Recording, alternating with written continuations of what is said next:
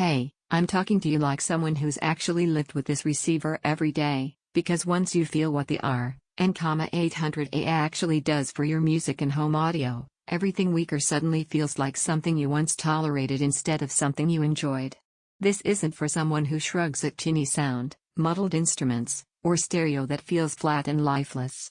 This is for the person who hears when something finally clicks, when clarity shows up instead of muddiness, when rhythm actually has weight, and when every track feels anchored instead of slipping through the speakers. Before anything else, take a moment and check the current price and availability. Receivers with this level of musical presence and connectivity don't always stay easy to get when serious listeners start paying attention. You know that feeling, you play a favorite album and something still sounds thin? Bass feels shallow, mids lack texture, detail gets lost in the mix? You tweak the bass and treble, switch cables, hope something changes, and it doesn't.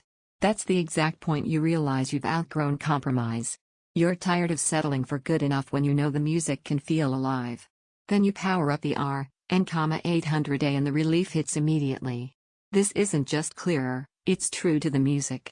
The built-in DAC doesn't just convert, it reveals. Instruments have space instead of colliding. Vocals stay clear instead of buried. The phono input means your turntable finally sounds like the vinyl you remember instead of a pale imitation. Once you feel that level of presence, everything weaker feels like something you shouldn't have tolerated for so long. Picture this, you cue up a jazz record and the piano has depth instead of echo, drums have snap instead of blur, and the bass anchors instead of booms. Later, you stream a film soundtrack and every effect feels placed, not smeared. Even everyday playlists suddenly feel more engaging because detail isn't missing, it's revealed. That's not about specs on a sheet, that's presence you feel every time you press play.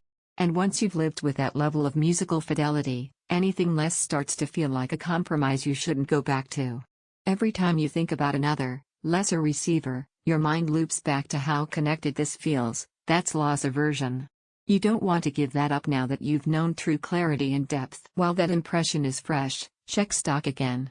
Network receivers with this balance of analog warmth, digital precision, and smart connectivity don't stay easy to get when discerning listeners start comparing. If you're hesitating because it sounds premium or like terms you've heard before, let's reshape that doubt. This isn't about jargon, it's about confidence. Confidence that every note, beat, and voice finally sounds right. It's about audio that doesn't fight your speakers or your ears, it flows through them.